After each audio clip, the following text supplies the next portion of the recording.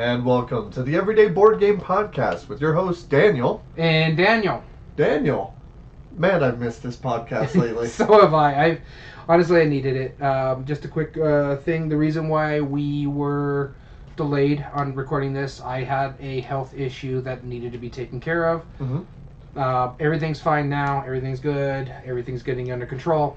So. Yeah, thank goodness. You Yeah. know, we were worried about that. Yeah. And then on top of that, also, you might have seen our last episode.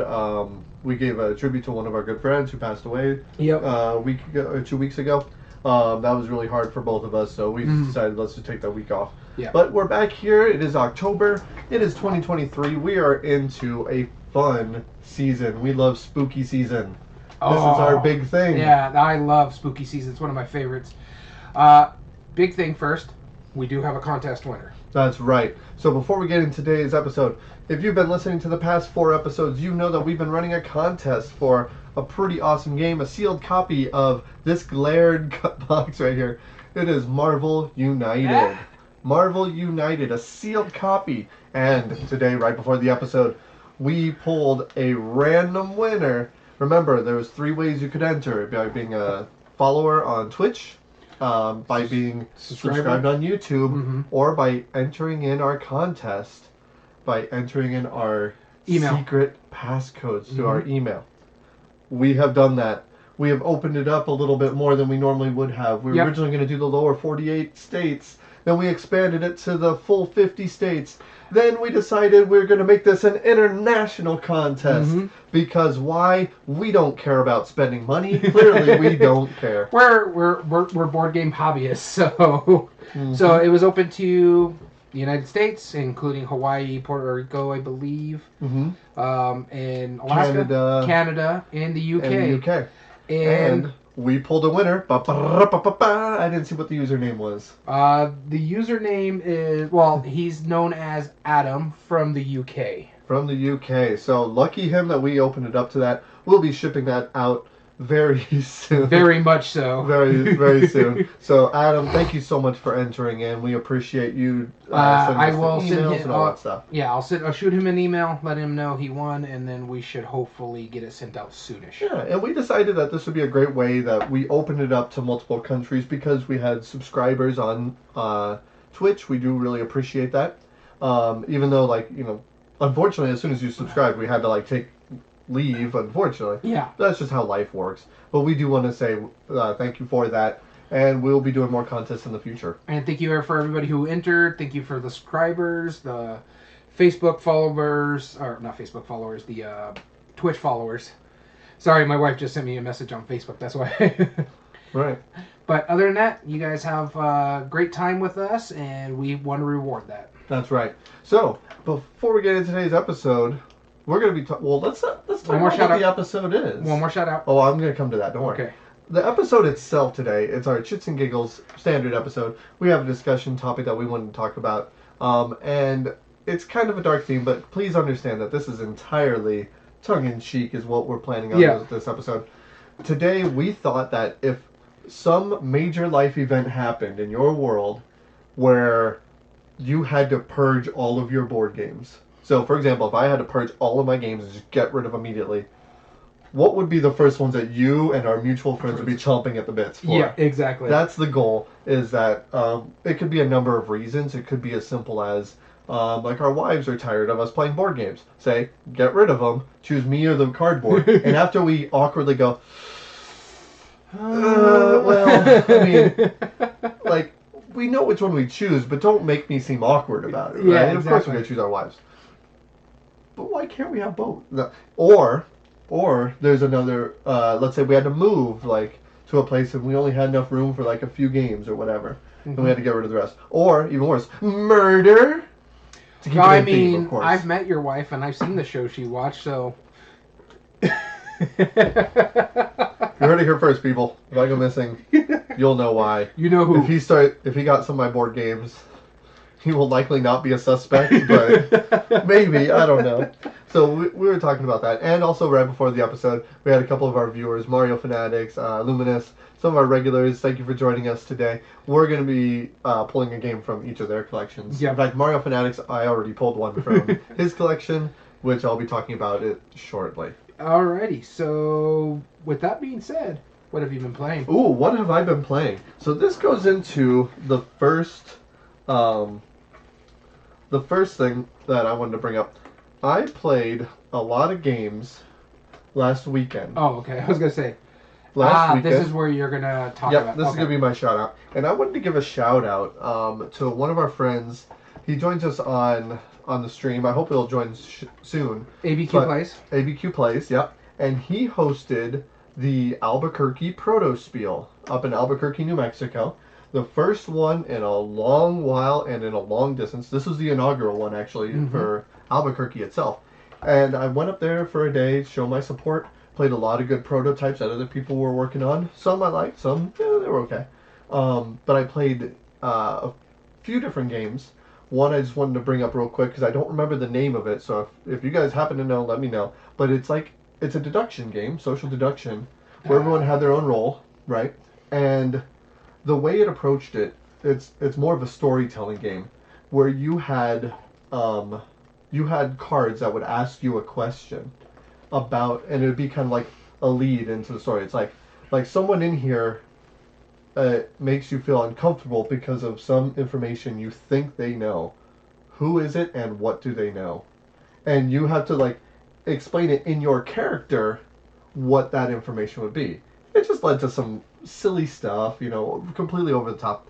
But the real one I wanted to talk about was my friend's prototype, which he is working on now. It's not even released yet, so shout out to ABQ Plays. It's a game called RSVP to Die. And the idea is we are a bunch of spooks haunting this mansion when a bunch of people show up and decide to throw a house party. And so once we start tracking them, we're trying to capture them and capture enough people before enough of them escape out of the foyer, out of this house party. So they're all just popping up everywhere. They're moving around. They're going crazy. And it has one of the neatest little action mechanisms I've seen. It works similar to the Mind, the game, not the Mind, okay. Where you're going either ascending or descending order, okay. And you have numbers 1 through 10, and if the row is descending and there's a 7, you have to play a 6 or less, right? Okay. But then the action spot itself is what kind of action you take. Either draw more cards, which everyone draws cards. Either movement, either capture the people, whatever it is. Mm-hmm. And so you have to play an action. You can play as many cards as you want. Thank you. You play as many cards as you want to try and do these actions until the point where you choose to stop, which is likely, or someone has to break one of the rows in order for you to do it. Oh, okay. And what happens when that specific point happens where you have to play a card, let's say there's a 1 there, and I can only go up from here, and it's in descending. So I play a 2, it changes to now ascending, so now you play cards in higher number, but then you go through every card that was played and play every bad effect from every single card in there. This is akin to the outbreaks in Pandemic. Okay. It is so brutal when it happens. It is so scary. Oh, man. But it works really well, and I really like that action mechanism, because it's definite that you're going to have to do it. Yeah, scenarios that you're working on. It has a bunch of cool stuff. I hope I haven't said too much. I don't know if you're trying to keep it secret or anything. I don't think so, but it was just really neat, and I liked it a lot. So there it was, RSVP to Die. All right, so the first game I'm going to talk about is a game I've talked a lot about, but honestly, I haven't been playing a lot of games lately, and I needed to pull a fourth game. And before all this happened, me and my wife busted out Gloomhaven again, and it's been a while. Yeah, it's been a while. We got through some. We were doing so well for so long. We hadn't lost a lot of games beforehand because we're pros at it by now. We got our butts handed to us 4 different times. The last 4 games we played, just got our butts handed to us. It was rough, and I wanted to highlight that. It's we were getting cocky. It's we're gonna be fine. Oh, we're gonna be fine. And no, the game's nope, no, you're not. You're gonna lose. All right, not. Let's reset. Let's do this again. Nope, still not doing it well. Dang it, what's going on? And it finally took us 5 plays of it to finally get through that scenario. We finally figured it out just by the skin of our teeth. I mean, I was down to 2 health, and I think she was like one more hit would have taken her out. Oof. But we were able to do the in-game scenario. So this in-game scenario is that, or the scenario for this one is that you had to protect something, and then you had to fight a lot of things as well. And if one of those things died or got destroyed or damaged in any way, you lose automatically. And so we're running all over the map, trying to protect everything. It is like, oh, it was rough. Oh, man. But it was fun. It was so fun. I love games where, okay, we're overpowered now. We've been busting up our guys really high, getting our experience, stuff like that.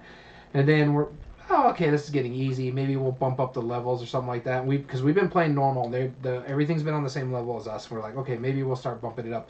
We go into this thing, and it's like, no, here you go. We put it on easy mode, which is a level below you. We still got our butts handed to us. It ain't so easy now, is it? Yeah, that scenario was rough, but I really did enjoy it. That's awesome. Next game I wanted to talk about is a pretty quick one. It's a Dice Tower Essentials game that I had on my shelf of shame. My son came up to me yesterday because he's not in school at the moment.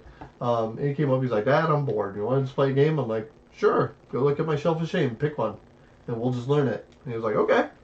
And he did. He picked out Royals, which is a Dice Tower Essential. Yep. It's basically, you're fighting for intrigue around Europe. You have Britannia, you have France, Spain, all those areas, right? Yeah. Germanic area, right? And those are the 4 main regions. And it's a very, Ticket to Ride-esque game. You're trying to put out your influence markers. Hey, Blitz. You're trying to put out your influence markers on the different types of royals. Mm-hmm. Each different type of person, whether it be like the Countess or the Duke or the King, needs a certain number of cards, but they also apply to certain amounts of influence. Everything you do gets points in this. This is insane how many points come out. One thing you could do is you could trade in your cards to put your cube on a royal, which you also put on their according portrait on the side. And that keeps track of whoever has majorities in that area later. But if you're the first person to put a cube down on any one of the cities, then you take the bonus points, which is 1 to 4 points or something like that. Okay. Then if you're the first person to get 1 cube in each city in that region, then you get one of the shield markers, which are 1 or 2 tokens. Then if you're the first person to get 1 person on each one of the different royal types, then you take a township marker, which is worth more points. And then at the end of each of the rounds, whoever has the most influence in each of those regions gets points. And then at the end of the game, you score even more points on top of that. Plus, you will also get points for whoever has the majority of each of the royal types of points. It's just there's no way not to get points in this. And it works. It's functional, and I did like it. It was a very simple, fun little game, very Ticket to Ride level. But there was something about it that was just no matter what I throw down, I could pretty much get points no matter which way I did. Points solid, man. Yeah. Well, it didn't reward you like a Feld would, right? Okay. This is more and I know Ticket to Ride is kind of the same thing, right? You're trying to, every train route you put down is points, and you're trying to get more points by connecting routes. Okay. Okay. But this is more just literally, it's I'm just going to throw a handful of rice on the board, and where it sticks, I get points there, kind of thing. I don't know. I'm not sure what I think about it, because I did enjoy it, and I would gladly play it again, but yet did I? You know what I mean? It's kind of weird, but I want to try it again. Okay. See if I think I like it as much, but if I'm going to play a game that's simple, I think I might just stick to Ticket. We'll see. Yeah. But it was fun. All right, so the next game I'm going to talk about, and the next 3 games that I have on my list here are all 3 new-to-me games that I played a couple weeks back. Really enjoyed, so I'm going to tell you about the ones that I liked from the least favorite to the favorite. So the first one I'm going to talk about, and this hurts me because it's my least favorite out of the 3, is Terraforming Mars, the dice game. I did play this one, and don't get me wrong, it is a fun game. It's fine. Yeah. It's my least favorite of the 3 Terraforming Mars games. I prefer Ares Expedition and the big, chunky Terraforming Mars better than this one. I've heard the reviews have been so. It's a fun little game. There's just... it's very, very lucky at times, because once you get your resources, which are the dice, when you roll them, you're never going to re-roll. It doesn't really... There's one little sentence talking in there that you're never going to re-roll. However, and there's a problem with that, is because of the iconography of this game, and that's my other knock of it. It's got really bad iconography because every other game that has dice, they use the same symbol for rerolls. It's where it's got an arrow with an arrow. Yeah, right? Yeah. This one is the cube with the arrow is telling you can flip it to whatever side you want it to be on. That's how you mitigate it. Is that you take that action and you can mitigate the dice to whatever side. Sure. But it looks like a reroll symbol. So when we were playing it, I kept getting asked, oh, so this means I get to reroll it. I'm like, no, there's never a reroll in this game. You just flip it to whatever side. Because we're so ingrained how that symbol looks is exactly the same. And so it was frustrating everybody at the table, including myself. All four of us were new to it. Everybody enjoyed the game for what it was. But it was eh. It was fine. I would probably rate it a 6 if I had to, just because I put Terraforming Mars Ares Expedition at a 7, and I put regular Terraforming Mars at a 10. That's how much I love those games. Yeah. This one was it was a bit of a letdown. Another thing too is like when you're pulling the cards, sometimes you're going to get resources to start with, but the cards aren't going to match. So. And then when you're doing an income phase, you have all these nice dice, but when you're doing an income phase, because that's the only time you really get to dump cards out of your hand to draw new cards, but then you have to take out all the dice you already have, and so like say I got 10 dice, you got to dump out 7 of them, because you can only keep 3 dice when you're doing that income phase until you get your new dice to come into that pool. So if I have a bunch of dice already stored up, it's kind of a pain to deal with everything. It's everybody was saying they were hoping this would have been the Roll for Your Galaxy version to Terraforming Mars. And everything I've heard about Roll for the Galaxy and Race of the Galaxy, how they're kind of 1-to-1, but just one dice and stuff like that, and the other one's cards. This is nothing. This is like a interesting dice game that has the Terraforming Mars a theme painted on it, and it's like, I'll play it again, and it's going to stay in my collection because it's a simple game. I think we played a 4-player game of it with everybody learning it in like 40 minutes, so it was pretty quick. But yeah, it's my least favorite of the 3. Terraforming Mars, the dice game. That's a shame. All right, the next one I want to talk about is a solo game. I picked it up on Saturday, and I already got a chance to play it. Now, keep in mind, this came out around the lockdowns. Oh, I already know what it is. That. Which one? The Bathysphere one. No. Oh, no. No, that was long before. But what I ended up doing was I ended up picking this game up because they did remake it. It used to be like a print and play. I know it was entered in like a 9-card contest or something. Oh, okay. And CGE picked this up, and it's called Under Falling Skies. Oh, okay. Yeah. Yeah, this is the space one. And I was like, okay. Because I played this one already. I played the original, the printout version, and I wasn't too thrilled about it. Okay. It was okay. And then I was like, okay, it's not too expensive, and I picked up the box, and that sucker is heavy. Because what they do is they have probably about like 10 punch boards, and they have it wrapped, and on the bottom of it, and they literally say, don't dump out the components. That is your campaign. You go down punch boards as you play the campaign. Oh. So you start off with just the pieces and what you need in the rulebook, but then only after you pass a few levels do you continue in the campaign, make it a little bit more challenging, make it a little bit more different. It's effectively like a dice-based engine game. You roll, yeah, it's kind of like Space Invader. Mm-hmm. You're going to roll 5 dice, and you have 5 columns. Each column has 1 or more space aliens in it, and you're going to be maneuvering them. When you place a die somewhere in the column, it'll move that space alien down that number of spaces. Simple as that, right? But each of the spaces that you put it on in your little workshop has different separate abilities that you can do. Like you might be trying to get more energy, which you need to pay for other things. You might be trying to attack other ships, which if you put them on an attack location, then depending on the die you put there, can destroy certain ships, which is useful. Won't happen every time, but it's useful. Then there's ones that you need to get research tracks, which is a big track of different numbers, and you have to make at least that many numbers based on your action. And it works. It works because it's really fun, really simple, and you can actually put 1 die ahead to move your excavator to get more worker spots, which gets them a little bit better. So, super fun stuff. I liked it. This version was way better. Way better than the original print and play version. I really didn't like the original print and play version. I really didn't. So much to the point where, like, I got the cards laminated originally, and I got it ready, and I was like, cool, I'm going to play this. I got all the components, because I had the components ready. Mm-hmm. I played it, I was like, that was a disappointment. And maybe I just misread the rules or whatever, but this mode, the CG version, is significantly better. I liked it a lot. There was a lot of tension, a lot of good thought going into it. Yeah, it was just a fun little experience. I'll have to show you it sometime. Yeah. It can be played cooperatively, but really it's just... Most solos can be played cooperatively. Right, but... you just both pitch in. Well, let's put the die here. Let's do that, or do that, yeah.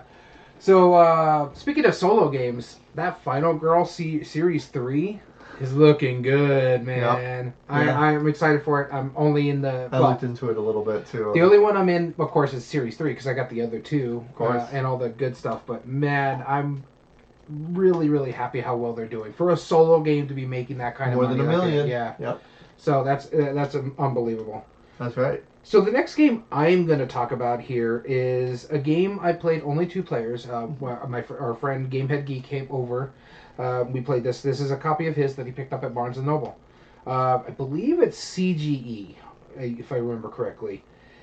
I found it very interesting what it did. It's a slightly like a worker placement game, but the way you only have certain workers in your ready room before for you go out to place them and do their abilities and stuff like that. And this one is called Starship Captains. How dare you play this without me? I've been wanting to play this. So I throw my pen at you, sir. It's a neat way to do like worker placement aspect of it. So you have your engineers who can move your ship. You have your captains who can do certain things. I am mad now. So he brought it over. He really wanted to play it. He liked it. I liked it too. It's something I do want to play with more players. Because again, it was only 2 players. It was really cool what it did. It's a game that I probably would pick up for myself. It didn't make my list of the games that I wanted to take in a Purge.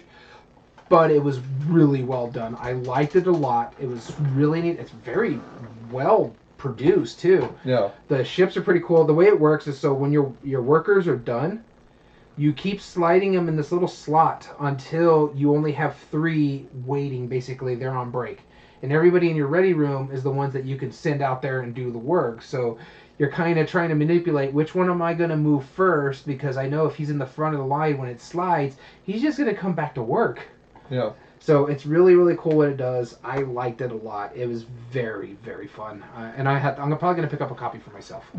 I know it's kind of maybe technically inspired by Star Trek. Does it give the feeling of it pretty well? Yes. Okay.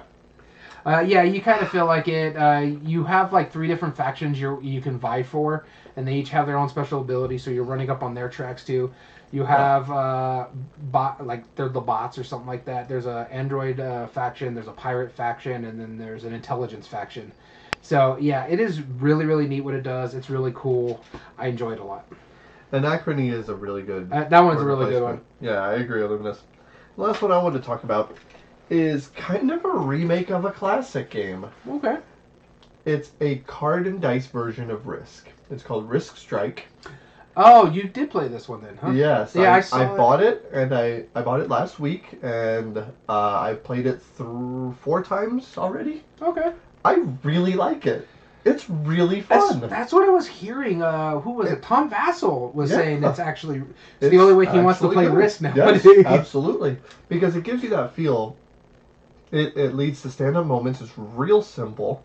You know, on your turn, you draw 2 cards. They can either be tactics cards, 2 tactics cards, 2 continent cards, which once you get a certain number of continents, you gain dominance in that continent. I think like Africa is 4, for example. North America is 5. Australia is 3, all the way to Asia, which is 8. Okay. So as you get that number of cards, you get the dominance token. First 2 dominance tokens wins. So you can just straight up do that and get continent cards. However, what will more than likely happen is after you draw your 2 cards, either 2 continent, 2 tactics, or 1 of each, you can then choose to either pass and draw a 3rd card, a tactics card, or you can attack somebody. You choose either the same continent or an adjacent one. Mm-hmm. So, like, I could attack Australia with my Asia, for example. And you make a declare of how many you are. Then you play a number of troops cards. So does the defender.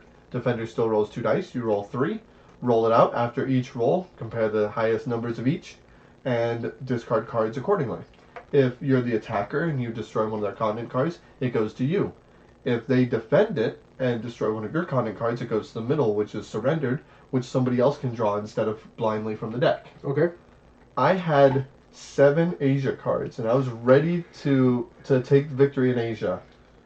And I attacked Australia, my friend Katie's Australia board. And she had 2 of them, so I was like, okay, I have a 3rd Australia. I might as well just do this now, and then I'll attack their Asia and then get that, and then I'll win, right? Yeah. Easy peasy. I lost all my Asia cards. She survived. Oh, man. And destroyed all of my Asia cards. And there's so many fun little things where it's like, all right, well, I'm going to... Because once you add your troops at the beginning, then you can't add more troops. Yeah. But then there's one where it's like, oh, well, you can force to reroll a die. Or bombardment, where you change a die to a 6 automatically. Or you can... There's ways to, like, sabotage each other or, like, cancel, like, the fight or whatever. And then there's ways to cancel, like, those cards, right? Yeah. They're cancel cards. It's so ridiculous. It was a stand-up moment. I was, like, actually legitimately almost sweating when we were playing. It was really, really darn fun, and I highly recommend it. Like, I mean, as someone who didn't mind Risk back in the day... Honestly, I liked Risk, and I still kind of like Risk. It's just that there's games that do that better. Yes, and this is the game that does that mechanism the best so far. Okay. I mean, as far as a simple little 20-minute dice game, yeah, it doesn't top this. It was really fun. So Risk Strike, highly recommend. All right, so my last game here I'm going to talk about is my favorite of the 3 new ones. And that's saying something. I really liked Starship Captains, but I just was enamored with this game when we played it. Again, it was another one of the... It was just me and the Game Head Geek playing it together. I love the artwork. You know, I'm a sucker for Vincent Dutrait art. I know you are. And honestly, I'm a fan of Planet of the Apes. And this is a lot like that. This is called After Us. It's fun. It's really relatively quick. I love the fact that the turns are real. Like, the first part of it is when it's kind of deck building. You're going to draw up 4 cards. And then you're going to build them in like, there's going to be little pathways that you want to connect. That's how you're going to get your resources or your points, depending on what you get. And then the second part, you're going to make a blind bid on what card you want to pay for, whether it's mandrills, gorillas, and each of those cards have their own different abilities, and there's different costs. So you got to make sure you have the kind of right kind of resources to do it. So I think for like the mandrills, it's 3 flowers. For the orangutan, it's 3 oranges. For the gorillas, it's 3 seeds. For the chimpanzees, it's 3 of any of the resources, but it has to be 3 of the same. So you can do 3 seeds or 3 oranges, but they have to be the same resources. And they all do their own little different thing. Like gorillas give rage, which allow you to help clear out your deck, and then you get resources by spending. So like if you take out a mandrill out of your deck, you get resources back into the deck based on what you took out. Okay. So that's a way to get some of your starting cards out, and you're going to get resources back. So it's really, really quick, and it's basically a race of points. So you're the first person to 80 points triggers the end game, and it finishes in that phase. So if I got the 80 points in the first phase, then you have to do everything in your power to get as many of your points before the end of that phase, or game's over. So you could still beat me, but it has to be within the same phase I triggered the end game. Makes sense, yeah. What else is really cool about it? It's quick. So like that first round, it's everybody, you draw your cards and everybody does it. You fire off your system. Recommended when we played it, we fired it off one at a time just so you can see how it works in the first round, because there's no way anybody's going to win at that round. Then you go into the second round, we do the blind bidding, we pick your cards. If there's a tie per se, it recommends that if there's a tie somewhere, you go to the cards that you played. There's little numbers at the thing. Whoever played the highest number on that card draws first. And then there's 2 levels of those cards, and each one has their own powers. Like mandrills are really good about giving you points. Orangutans are really good about giving you battery packs, which can be used to get resources. Or there's like these 3 powers that you can use depending on which phase you're in by spending battery packs for them. Oh, okay. Gorillas, again, I told you are about shedding your deck. You get rage, and then you can spend rage to shed your deck, depending on how much rage you spend. I think it's like 3 rage to basically get a card out of your line. If you use it while you're firing off and you take the middle card, then you just basically screw your last card too. Nice. So because it's not connected, you don't fill the hole. But then chimpanzees are good about. I forget what the chimpanzees, because I didn't really mess around with them. But it's really quick.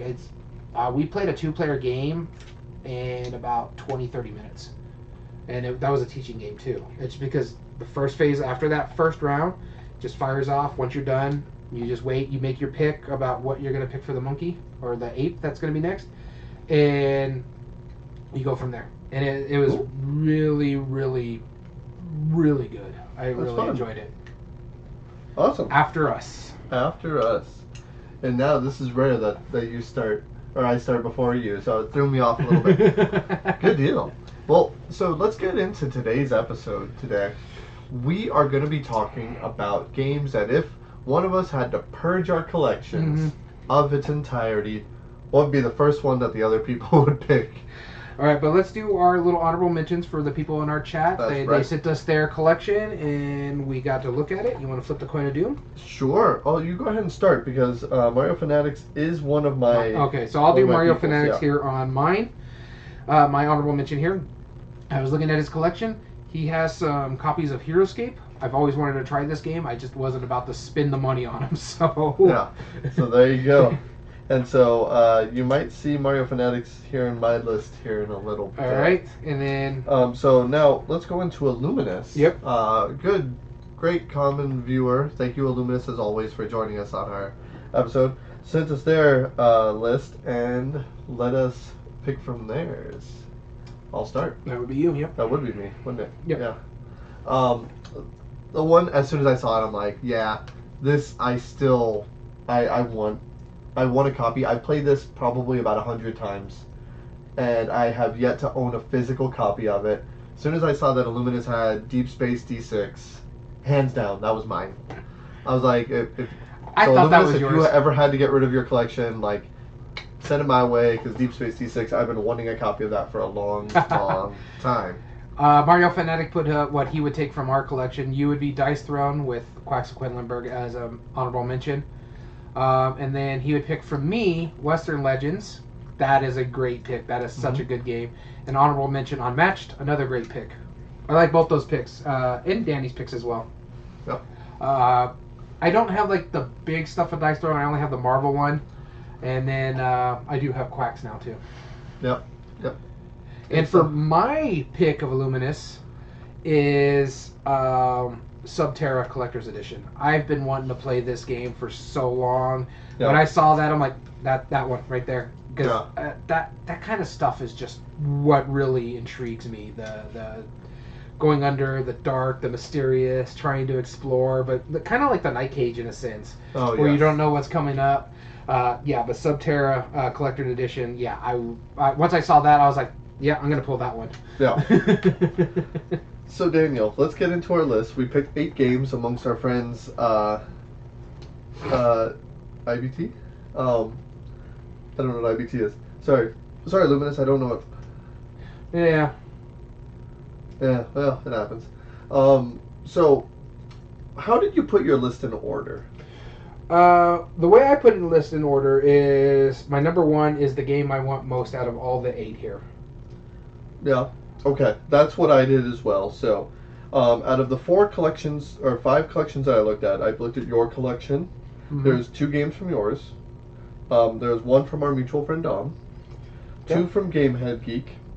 1 from Mario Fanatics. And 2 from another friend of mine that I game with fairly regularly. Yeah, I've only picked from 3 different groups. You, our friend Gamehead Geek, and Dom as well. Okay. Because the other game group, I'm the one that brings the games over to play. Yeah, and that's kind of like my Friday group. It's more or less the same thing. We don't really... There's not too many other games that are in that collection that I don't already have. Yeah. So And even if I didn't already have them, I don't know if there's too many that I want more than these 8. Mm-hmm. So let us begin with our number 8, the least wanted out of all of them. And it begins with me. Yep.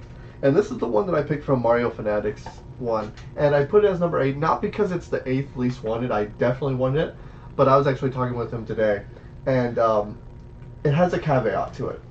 It is the Advent Calendar Exit, the Golden Book version. Oh, okay. That's the one I don't own yet. I had the one that was like the Yeti themed or whatever. The mountain or whatever. Yeah. I don't own the Golden Book yet. And that was when I got the original one. That's when the Golden Book came out. Oh, and so I've been wanting this. Now, the reason this is number 8 is because his is already completed. So I would want... Yeah, you would want your... I want my own that's restarted. So I put that on there because that is definitely one that I really, really want. And that, if it was incomplete or not even began, still in shrink, it would be probably like my second or third highest one. All right, so...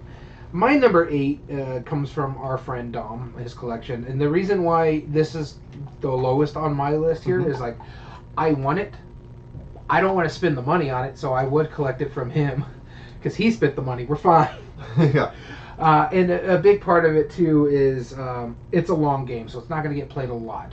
But one of my favorite horror movies of all time is Alien. Oh, okay. And so I did enjoy our play of this. I also know that you can play it fully co-op, and it's still a really fun game. For me, it's Nemesis. Okay. He's got like all the Kickstarter stuff. He's got the lockdown as well. So I'm like, yeah, that one's really gonna show up. That I want that one because it's distinct from Alien enough, but it has a lot of that same feel that you get, that tension, that. Anxiety sometimes is like, oh gosh, she's coming towards me, I gotta run away. So I was like, yeah, no, I have to go ahead and grab this one because again, I'm not spending the money. Right. And that's kind of the whole thing, right? It's like, you know, this is very tongue in cheek, but if you happen to get rid of that game, that's the one. Yeah. That would be the one I picked, and I think I have 2 more of his on this list. So I did pick 3 for him. Here we go. Number 7. So this is the first one off your list.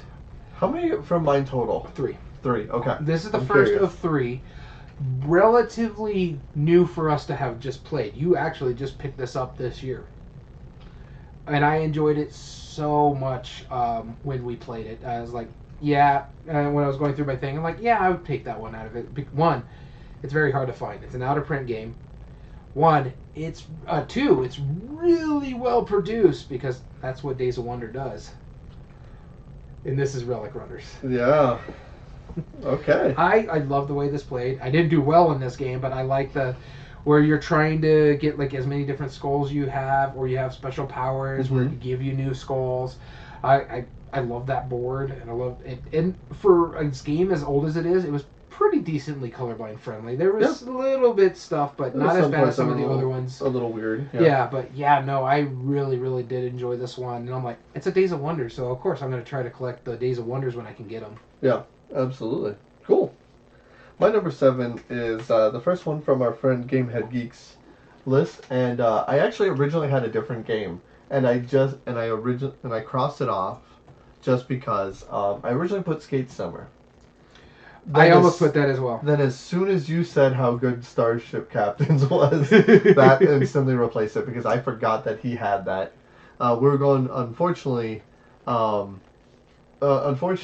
forgot, or I didn't have access to his collection, and I just forgot that he got it. Yeah. And I was also hesitant because I'm like, it looks good, it looks fun, but I haven't looked at reviews and I can't justify it yet. So I just had to. As soon as you said that, viewers of the podcast probably just saw me like ready in all of a sudden. Yeah, that's because I want that game already. Yeah, Starship Captains. And it was funny because with Gamehead Geek as well, I almost put Skate Summer as well because I really do enjoy that game. It was a fun game. And I just haven't picked up a copy. But then I remember there's 2 games that he has that I'm like, yeah, I'd pick those over Skate Summer because I can pick up a copy of Skate Summer relatively cheap. Yep. The other 2, though. The other 2, well, we'll get into that. Number 6. Back to me. Speaking of Gamehead Geek, my number 6 is my first pick off his list, and he only has 2 on this one. But these ones, these are good picks. I'm only picking this one specifically. One, it's a pricier game, but he's also... Whose collection is this? Gamehead Geeks. Okay. It's a pricier game, plus he's got several expansions for it, and it's one of my... We talk about this game all the time. It's won several top 8 debates. Yep. This is Mansions of Madness 2nd Edition. I do like Cthulhu Mythos games. They're fun games. I love this one because you can play a long game, you can play a short game, however you want. It's all app driven. There's a lot going on. There's different flavors, like we were talking about it most recently, like in the murder mystery. There's a little bit of murder mystery depending on what chapter you're playing, but then there's others you're just running away from a mob the entire time and trying to survive. But every play I had of this, I've always had a great time with it, and I'm like, he's got like 2, 3, he's got like everything for Mansions of Madness up to recently, I believe. So I'm like, if I had to pick it, that would be the one I'd grab for sure. Makes sense. I don't know how much it would get played because sometimes it can be really, really long. And there's another one I think would get played better. But I love Mansions of Madness. It's a phenomenal game. And that was actually one of the first games I thought of coming out of his collection and be like, yep, I'm going to take that one. It's a great party game. Put it on the big screen. Yeah, probably. All right, the first one is probably the... Yeah, probably the last one. Yeah. Okay. This is Dreadful Meadows. This is one that I have not played. It's a Halloween themed resource management game. The art on it is absolutely cartoony. Is this Halloween. The one that has like the big giant pumpkin scarecrow or something? Okay, yes, okay. On the cover, yeah. Who owns that one? My friend. Oh, okay, yeah. Who I mean, I don't like to give out first names on the podcast without their permission, but yes. I was texting him earlier today, and I was like, yeah. It's like that, and we almost played it last week. The one who recently got engaged? Yes. Mm-hmm. Yeah, and he posted online, or he invited me over to the game night, so I went over there and played some games with him, and we were almost there, but we had one too many players to play it. And so we couldn't play it. That was one I was really excited to try out, but alas, it is what it is. But Dreadful Meadows is one that I would love to try. I would love to get into my collection because it does look like something I would really like. Cool. I do want to try that one. I love the art on that one. Yeah. Oh, yeah, it's awesome. All right, here we go. Mm-hmm. Off to me. My number 5 is the first one from our mutual friend, Dom. This is a solo game that he owns that I do not. It's along the series of a game. I was originally going to put Warp's Edge, but I remembered I own Warp's Edge. This is Reckland Run. Yeah, I was going to say this is the car one. This is the car one. It is like Mad Max themed solo game. Yeah. You're just basically trying to survive it. Looks really fun. Again, I haven't played it yet.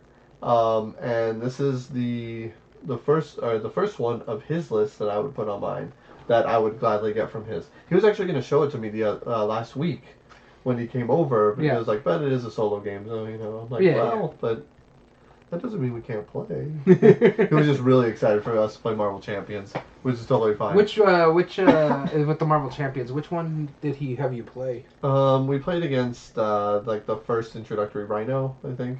Oh, okay. Yeah, but I played as I think it's because he wanted to try new heroes. I played as the guy who throws cards. Gambit. I played Gambit, and he played someone who wasn't Gambit. I don't remember off the top of my head.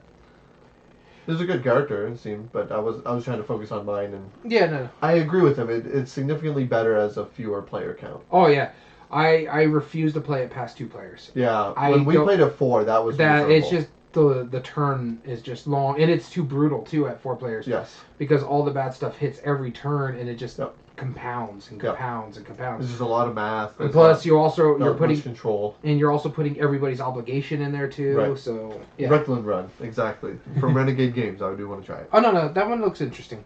Yep. That's Scott Alms, right? I don't know. I believe it. I think it's Scott Alms solo. Yeah. Yeah. So my number 5, right? We're doing 5s. 5. My number 5 is also from Dom's list, and this is my last one of his. No, my second to last one. I have one more from him. And this one is one, again, I just recently played. I really, really enjoyed it. I like what it is better than another predecessor that kind of hangs out with it as well. Mm-hmm. There's two versions of this, in a sense, this type of style. This is a Portal game. Ooh, a Portal game. And this one is 51st State Ultimate Edition, which is the most recent Kickstarter. He's got all of it. I really, really enjoyed our play of this. I love what it does. I liked Imperial Settlers. I just thought it was a little too convoluted. This one felt a lot more streamlined than Imperial Settlers. It might also help that we played them back to back, too. Yeah, well, no, not the Empires of the North. I'm talking about the original Imperial Settlers. Really? Okay. Because it did the same thing that 51st States does, where you have that line, but you have this stuff in the resources, and then you can go to war with another player and take resources off of them. Where I like this one is like, I'm going to use your ability over there and stuff like that, and so you're not damaging their line and stuff. But yeah, I had a real blast on this one. I liked it a lot, and I'm like, yeah, I want to pick up a copy, but I don't want to pay that Kickstarter price. So, but yeah, so if I had to pick a game, it would be this one, a 51st State Ultimate Edition. All right. This next one. Flip the coin. We'll flip the coin first. This next one, number 4, is the first one from your list on mine. Mm-hmm. It is one that I would take from this beautiful collection behind me. I do own most of these games, but the ones that I don't, there is some that I would want to get from you. My choice is either, is it solo? It is a solo. Yeah, I know which one it is. Okay. And I already own some of it, but your collection is just immaculate. You can't see it quite on the camera. It's the Final Girl selection right here. And I would hope that you would have to get rid of it after you got your back. Third one, for the third season. So that way I could get it all. That would be beautiful. And then because those are the ones that have like the play mats. Right, exactly.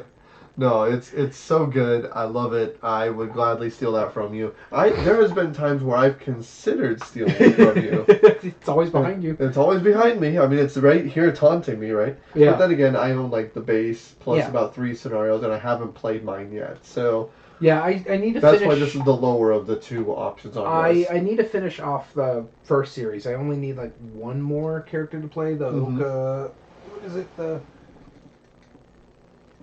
Kinyaba, that's the one I need to still play. The Geppetto one's interesting. Yeah. Because he's got the little puppets. It's You're making me want to steal it even more. You know that, right?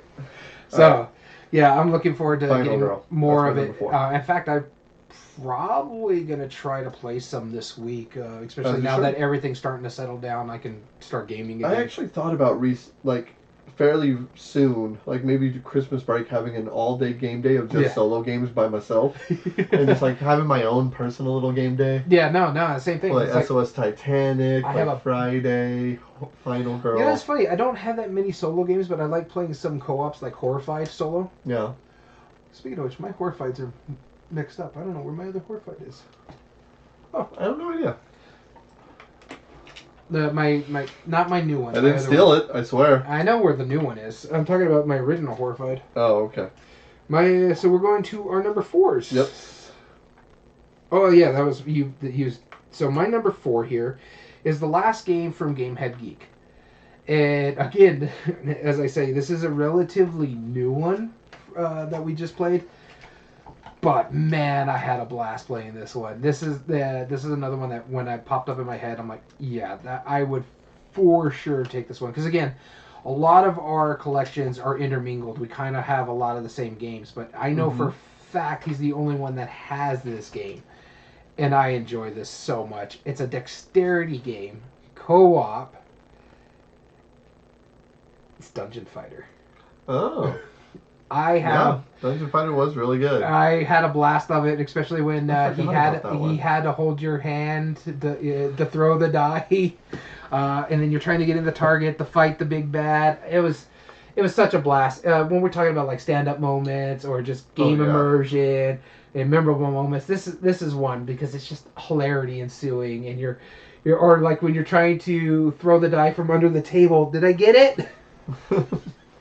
I know. You could have stood up and looked, but you couldn't because you had to go from under the table, or your eyes could only creep at the table. No, I know, but I mean, like, after you threw it, you could look. You're like, nah, you know what? Did I get it? Yeah, so it was just shenanigans with it. I really did enjoy this one. I'm like, yeah, this is... If I had to pick one, well, like especially this one, because he's got the Kickstarter one, mm-hmm.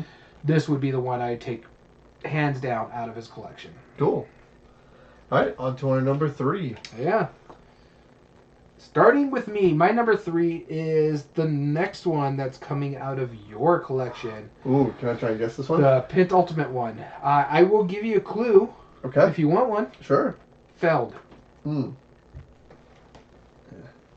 What's the one? What's like one of the only Felds that I own that you don't? You have Trajan. Mm-hmm. You have the City You Collection. have a bunch of Feld that I don't own. I own a lot of Feld. Oh, is it Notre Dame?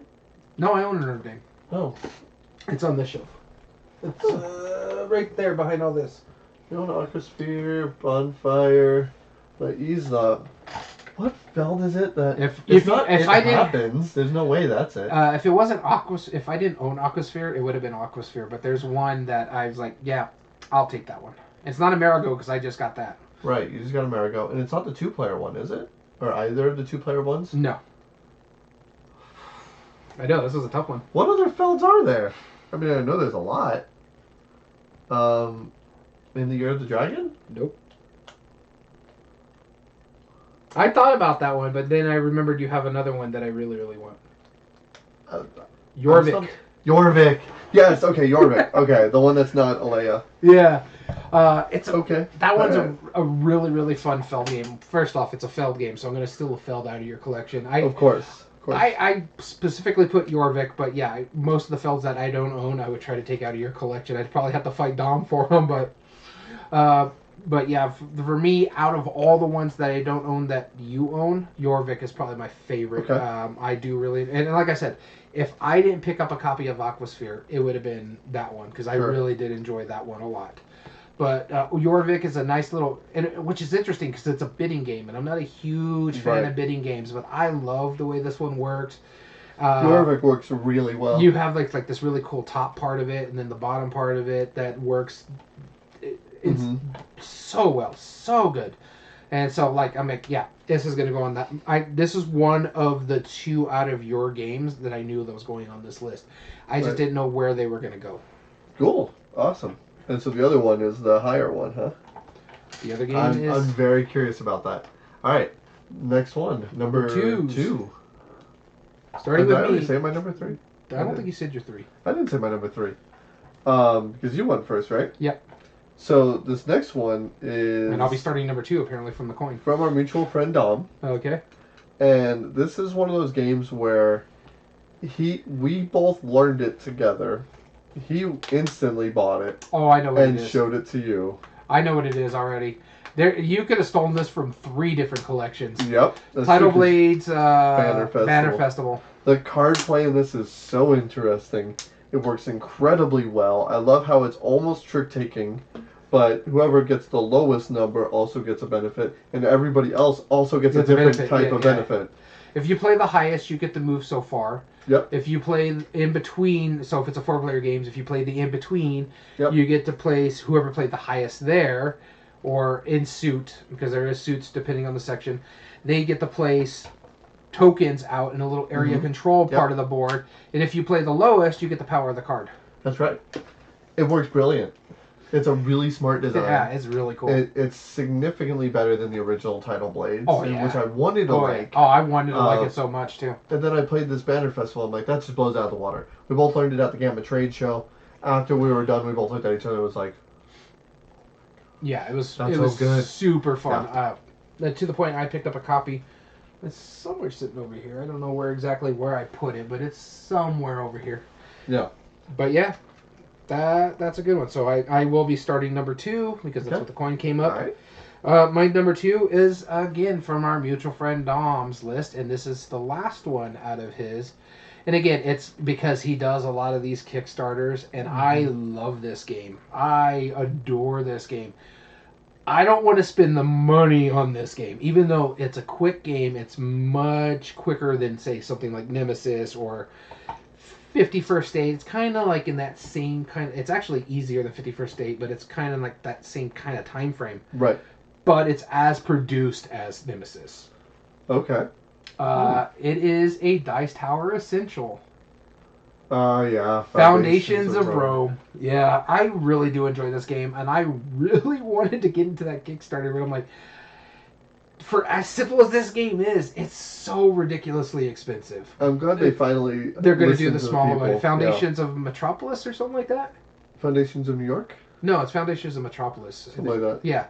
But yeah, it's cardboard. Yep. Yeah, I want a simple version of it. This way I can play it. Don't get me wrong. I love the table princes of Foundations of Rome. I don't have the shelf space for a box like that anymore. Because those are huge boxes, especially for both Kickstarters. It would take up a whole shelf by themselves. Right, it really would. And it's a great game. Love that game. Can't wait for the smaller version of it. But yeah, if I had to pick the big, pretty version, yeah, I would. Oh yeah, absolutely. It's Foundations of Rome. My number 2 is the last one from my friend I was talking about earlier that I was going to steal his Dreadful Meadows. And when I saw this... Both of ours are number 1s. Yeah. Yeah, it is. That's not surprising. No. But yeah, there's a reason. And that's because he has a dexterity game that I've been hearing nothing but awesome things about. I like dexterity a lot. I haven't played it yet, but from the other games in the series, I think I would generally like it. This is Viking Seesaw. Oh, I do want to try this one yes. So bad. It's a Reiner Knizia dexterity game. And it looks absolutely ridiculous and in the best way possible. And that is 100% the kind of game I love. Like, I love just simple little shenanigans, silly dexterity games. Yeah. So Viking Seesaw, I haven't played it yet. I only knew about it when I saw his list. I was like, okay, there it is. I found my number 2 right there. Viking Seesaw. Let's go into our number 1s. Now, our number 1s. Here we go. I will be starting. And honestly, I don't think you're going to guess what I would take out of your collection. We've only played it within the last 2 years, I want to say. Okay. And it was funny when I was going through my list. I'm like, I need one more game. And when I saw this that it was played, I'm like, I would take that. I will give you a little bit of a hint. It's a game that you didn't think or didn't know you were going to like as much as you do. It's something you picked up. Not Phil Walker Harding, I'm guessing. Nope. Okay. Something you picked up on a Bookman's Run, and you converted 2 people to it now. Is it Board and Dice? Is the company? I don't know if it's. Does it have gorgeous art? Gorgeous art. Is it mainly a card game? Yes. Inuit. Yep. Yeah. Oh my gosh, Inuit is so good. Inuit the Snowfolk. Yeah. It's such a good game. Oh my god, it's so pretty too. Yes. Smart play. When you picked up a copy of it, you're like, oh, this is really cool. Let me show you this. And we played it. I'm like, okay, this is really cool. The very next Bookman trip that we did to Tucson, Arizona to do our trade-ins and stuff like that, our mutual friend Dom saw a copy and picked up for himself as well. I'm like, and this is, I think, before I played it, because you showed it to him before you showed it to us, but both of you were like really enamored with it. When I finally saw it, I'm like, ah! Yeah, it's so good. It's so good. It is, like, if you get a chance to find one in the wild, pick it up, try it out, play it. It's so good. It is gorgeous. It has some of the best art and board game out there. It's stunning game. But yeah, so I thought you would be a little bit surprised with the number 1. Yeah. Oh yeah. All right, my number 1. It is in your collection currently. Okay. As of today. Really? You're gonna steal Horrified? No, I was kidding. No, actually, I very much put that on my list because I'm like, man, that's a great. But I already know that now that I know that it's available to buy. Yeah. I'm gonna go buy it. Yeah. So I don't think you'll buy your collection within the next couple months. No. Probably not, or not in probably the next week. You'd probably have to go to El Paso to buy it because the one I here. am willing to. Ours over here is not carrying it. I am willing to do that. Oh no. I'm just saying, because I couldn't agree more. That game is awesome. I'm pretty sure you know which one the actual number 1 was. The only one I can think of, because you're already going to get my copy of Planet Unknown when I get the new one. So I'm going to say it's the one that's under Planet Unknown, Return to Dark Tower. Yeah, Return to Dark Tower. I've been wanting a copy of that for a while. And I couldn't remember which of our friends have it already. I think Dom does. But either way, it doesn't matter. Yours is right there. Soon it'll be mine. Actually, I think I have the complete collection. I think only them have like the base games. I don't know if Dom has the complete collection. Well, then I definitely want that one right there. That's mine. Because I completed it through the shop. Yeah. I picked up the minis and the acrylic tiles from the shop. Because I only did the base and the expansion. Mm-hmm. Yep. I am very happy that you have it. I can't wait till the next time you play it. Bring it out again for us to play. Because I've been jonesing to play it. Yeah, I love that game. And PlayNunknown, like, I've had the opportunity to buy it a few times. I'm like, okay, maybe I'll wait, Before you even gave me that offer, I was like, and I like it a lot. It's just, this group is like the only group that I play it with, so that's why I wasn't on there.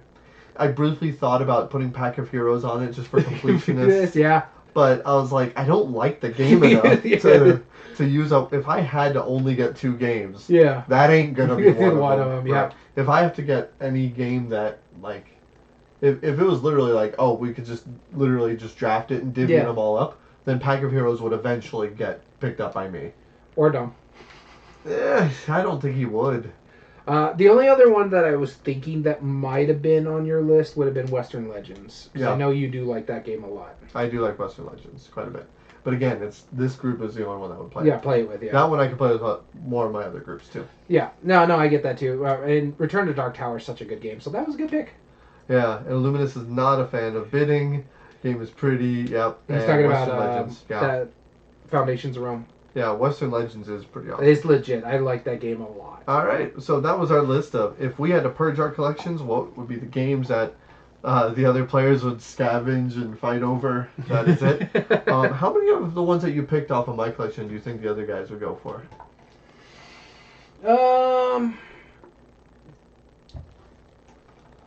Out of your list, or just out of your collection? Out of my collection. I don't know. Dom would probably go after some of the Feld games, too. He'd probably get Mechs vs. Minions. Yeah, he'd probably go Mechs vs. Minions. I like that game, but I'm not enamored with like everybody else is with it. Right.